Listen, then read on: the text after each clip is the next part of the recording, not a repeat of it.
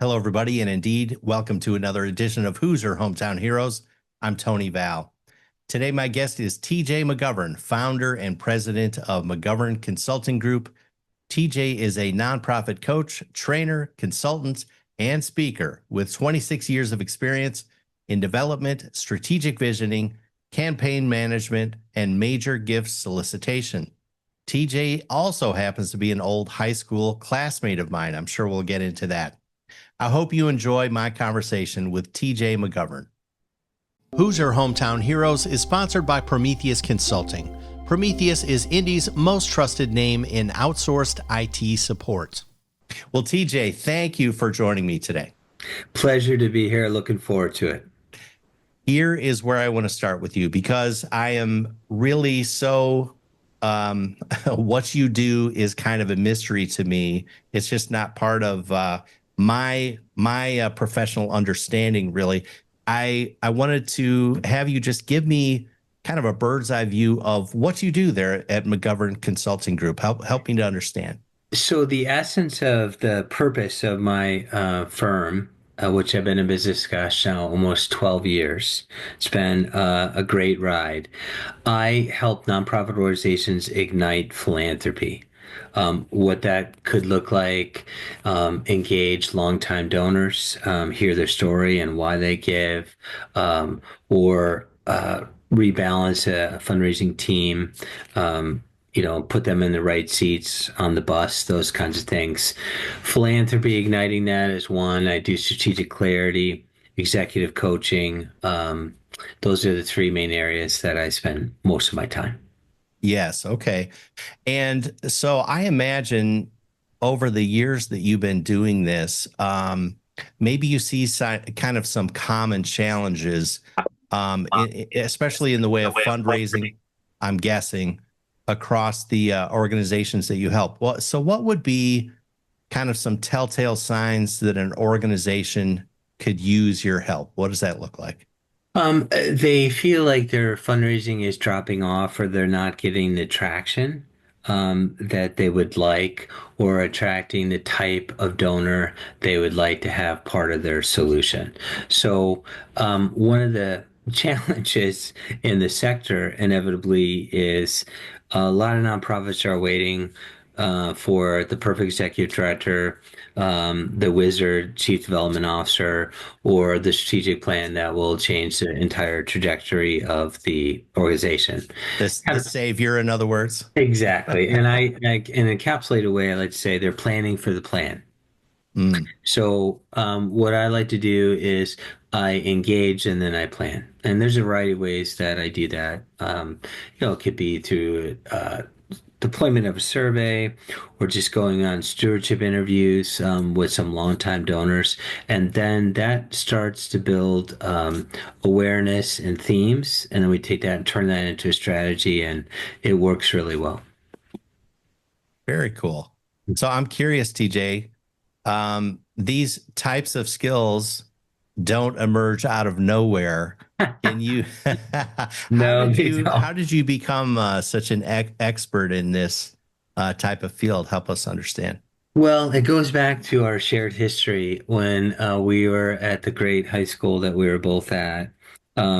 A particular teacher by the name of Brother Ed Arambasich, rest in peace, he just passed away, ignited in me through a service attitude, helping out those that were going through challenging times. And I'd say that's my tagline now for my firm is that I help the helpers.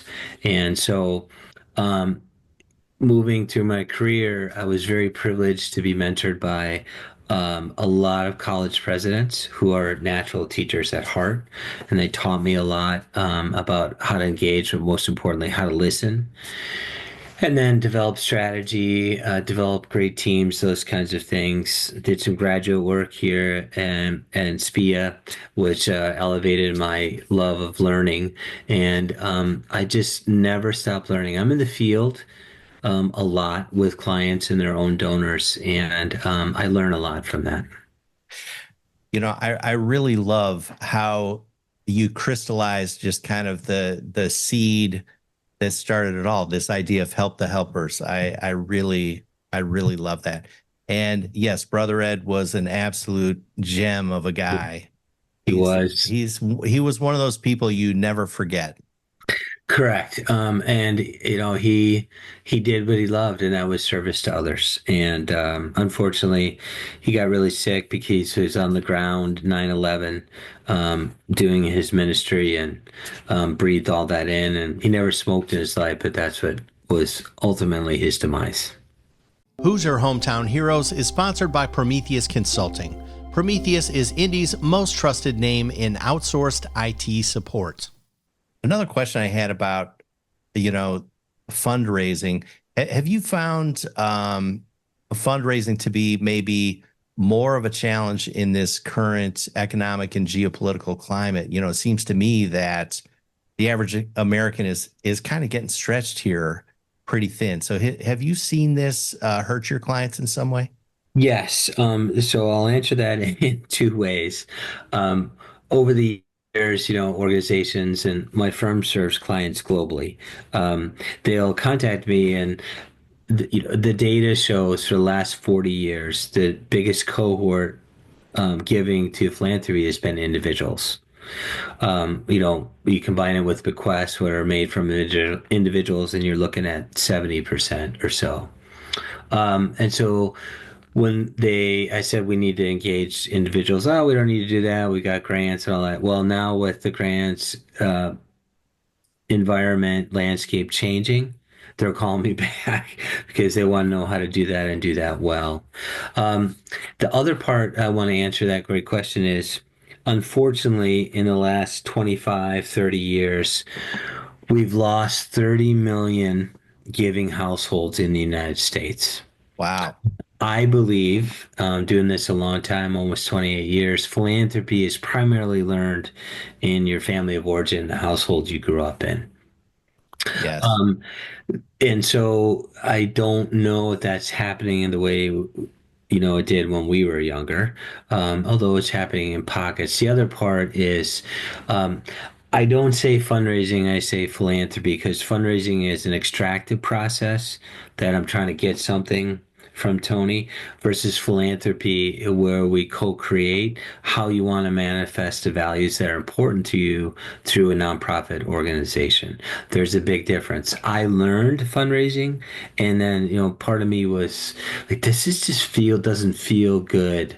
And the tactics, I let go of the tactics that I learned and perfected and started focusing on philanthropy. And it's a very different experience for the organization, most importantly, the donor investor, and then me helping facilitate that dialogue. Wow. Yes, I can really imagine that that's the case. It's almost like just coming at it from a completely different and refreshing perspective. I'd never thought about the difference between fundraising and philanthropy, but yeah, Yeah, they seem miles apart.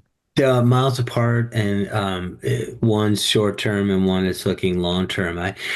There's a lot of what I would call drive-by asks, and I think that has contributed to the giving households where on the first. It does happen on very rare occasion, but usually it's a longer conversation, longer consideration continuum, and a really understanding where what I do with clients is I help them act as a guide and a facilitator with the number one goal of that donor having a wonderful experience. It's a very different Yeah. mindset and approach. And here's the newsflash, gets very different results. Where I often hear from clients, donors saying, where have you been? No one's ever asked us these questions before. Mm. So, in an encapsulated way, I teach clients how to elicit before you solicit. And that's a lot more work and understanding, but again, front loaded, and you get very different results when the opportunity for them to change, transform lives or places or people happens, and they feel really good about it. Interesting. It occurs to me that more and more technology must be affecting your industry. And of course, you and I ran into each other at an AI conference last month or Mhm. thereabouts. I'm super curious to hear from you. How do you think AI is going to change your business and philanthropy in general? I think there are donors that are looking for organizations that will communicate in a clear, compact, concise way what they did with their money. Mm, So, one thing that I have chosen to keep in my own value system and beginning my career is show, don't tell. Show them as a result of, and that is a theme. And I have the privilege of talking to clients, donors, investors. They say in some ways, I want to know what they did with my money. Well, it's $50 or 20 million and everything in between there. So technology, I think is really helping clients analyze data in a very clean way. It's also helping them sequence if whatever their goal is and what steps they can take in order to achieve that goal. And in those cases, those nonprofits that are very tech savvy, then I'm like the accountability coach. Okay, you said you're going to do this. How did that work out? What do we need to do differently? How are we going to engage? Most importantly, how are we going to listen? One of the things I love to do is because when a nonprofit has an advancement team, different types of fundraisers, is to really have the technology be in service and not take the place of actually going and sitting down and listening to someone's story of why they chose to give to the organization. So mm, I'll share a quick story how that manifested. There was a good friend of mine out of state. I didn't have capacity at the time, but she wanted me to help with the capital campaign, and she recommended a firm that I often compete against. And I said, well, from what I know, but be careful because they're going to do things in a very traditional way, and the philanthropic landscape has changed. Well, they had all the great slick brochures and case statement, and it fell flat on its face because they didn't do that predisposition and listen to their current donors. Well, one day, a gentleman in overalls came into her office, and he had a very large check, which I'll tell you the amount in a moment. But he had heard that they were raising money for a new building, and when he was a young man, he was in an orphanage, and there was a YMCA out of state, and um, it was the highlight of his summer to go to the YMCA and build friendships and go to the pool and that kind of thing. And so he wasn't on any of the lists and any of the mm. wealth screening, that kind of thing. But he came in and gave a $50,000 check because he Wow. wanted other young people to experience what he did. That's philanthropy. Yes. Hmm. Yeah, stories. Absolutely. Yes. That, yeah, The te- sorry, go ahead, TJ. that technology question, Yeah. with all the tech that we're communicating now on, that we hold in the palms of our hands, there is a part of us that before all that we sat around campfires and told stories.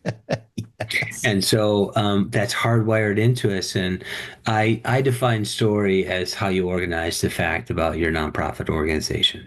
Mm, So um, being able to tell a good story that resonates and communicate what you're going to do with this donor and take them on a journey and be very transparent about them. I like to say calendarize out what that looks like. People have a tendency to go along if they know what and when's going to happen. This is all leading to an eventual ask, but the ask is not a singular event, which mm. is so much is about that. It's actually a deliberate dialogue with a long runway. Yeah, it's interesting you use the word dialogue because I was just thinking of like the word relationship or conversation. Uh, Hmm. yes, if there's just out of the blue an ask from out of nowhere, it's at least for me, oftentimes it's not very well received, and it's just kind of like well, it's there's not that conversation or relationship, and but if I feel in touch with the organization over time, or like they're in touch with me, then it's completely different. Yeah, and that's it. Show don't tell. Communicate what you did. Always ask, but not always for money. And there's so many different ways you can get and build a community of shared purpose Mm, around the differences that your organization is making. Bring them on a tour or invite them to a board meeting or let them meet those served. I mean, I could keep going, but there's so much angst, in my opinion, about the ask. It's important, mm, and to do it well is equally important, yet there's so much that needs to happen before that does. mm. That's interesting. Well, it's kind of fascinating, TJ, to get a sense of your expertise for this. As I said in the intro to the show, and as we've talked about briefly, you and I were old high school classmates. How long? First of all, how long ago was that? I think it was about last week, maybe. But it's kind of fascinating to think about being like childhood and then reconnecting with someone so many years later, and you just see, this person's developed this real expertise. I think all of us in high school, Mhm. we became kind of expert at something, and it's just kind of fascinating. But I think if anyone, found out two Benet grads from Lisle, Illinois, were on a podcast, and if we didn't talk about Benet a little bit, I think maybe I'd get some complaints. So I'd kind of You love to probably hear would. from you. How do you reflect on your Benet experience? What do you think you got out of it? Well, so much, but let me answer that in a different way, then I'll come back to your question. Sure. That's where I started my career. I was the first alumni director that actually went to our high school, to sit in that position. And, that was a long time ago, and I fell in love with the people and the process and then ignited that. To answer your question, I think we were taught in a way that a certain set of values. I mean, jokingly, you'll laugh at this, but Jim Brown, Dean Brown, every day Yep. was ultimate, ladies and gentlemen, tardiness is rude behavior. I mean, a simple value like that, where it seems like our modern society could care less about being on time.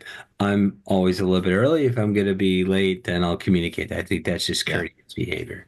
Um, I was an average student at Bennett, and the rigorous curriculum that you and I went through taught me to be a better than average student, and ignited me in the love of learning. And many of our iconic teachers have retired or passed on, and they just gave the best of who they were. That ignited my lifelong love of.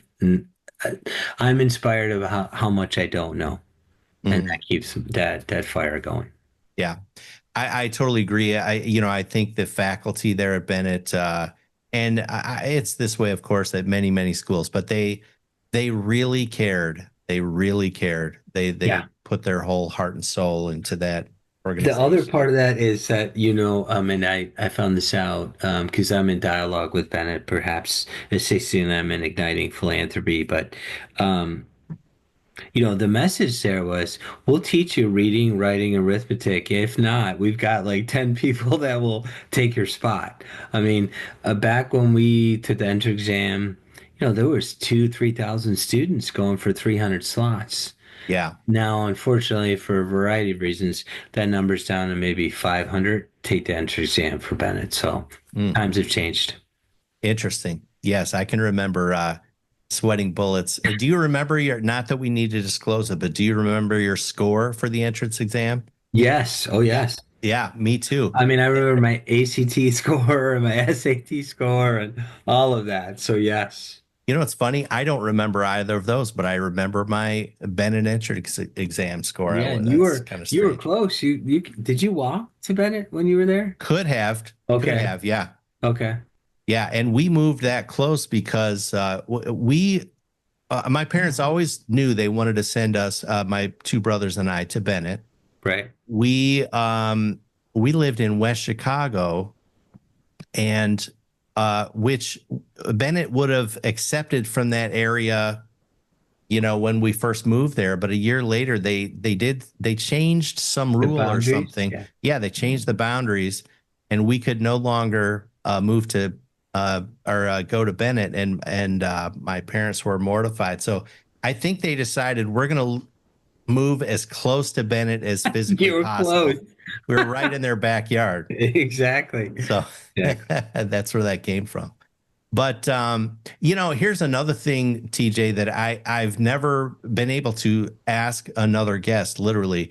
So you and I, of course, we both started in the Chicago suburbs and Mhm. ended up in Indianapolis. I'm curious to hear how do you find Indianapolis to rank as a home base compared to the Chicago suburbs? Raising a family, that sort of thing. Well, it's different and yet the same. So, um, you know, we live on the north side of Indianapolis, the suburbs, and that reminded me a lot of like the suburbs that you and I grew up in, Lisle, Hmm. Naperville, Downers Grove. Um, I moved here for my first job in higher ed about 25 years ago, and I was fortunate enough to be mentored, like I shared, by college presidents, which included very high-profile philanthropists and some foundation directors that all taught me a lot. Because once you figure out someone's a teacher, all you got to do is ask them, "Teach me what you know," and they will. Wow. And I did, and I found there's a wholesomeness to Indiana that I appreciated and appreciated when my children were young, that they had a chance to experience. And where we live, there's just so much to do and resource and opportunities that they're ready and waiting for you. All you got to do is take action. Yeah. When I first moved to Indy, which was, I think, maybe just a little bit before you did, I have been here 26 years now. Um, when Indianapolis people found out I was from Chicago, they got very apologetic. It was almost like they had an inferiority complex. So my first couple of weeks, I found myself, no, don't worry about it. I'm very happy to be here. Yeah, And there's a lot of transplants yeah, here in the Indy metro area. A lot of Chicago Bears fans, which I am as well, so I feel at home. yes, yeah. Well, I've loved Indianapolis, and yeah, I agree with you. There's this wholesomeness here that's really really special. Having said that, I do find when I go back to the Chicago suburbs, um, I'm always reminded, Chicago people are also very, very nice, very, very nice. They're just a little more busy, and they're maybe frazzled by traffic and that sort of thing, but also very, very nice people. Midwestern values. I agree on that 100%. And when people complain about traffic here in Indianapolis, I'm like, well, it depends on what you compare it to. Right. Yes. Yeah, yeah. So anyway, well, I'm glad we got to reminisce a little bit, and I'm glad to finally have had you on the show. TJ, I want to be sure to put your contact information in our show notes. But I thought let's hear it from the horse's mouth here. How can people get in touch with you if they want your help? Sure. Primary way is my website at www.mcg, that little logo here on the word impact, so mcgimpact.com. There's a contact me form. My cell phone number is also on the bottom of that landing page, and love to have a conversation of how I can assist. Awesome. Thank you for joining me today, TJ. Thanks so much. Good to see you.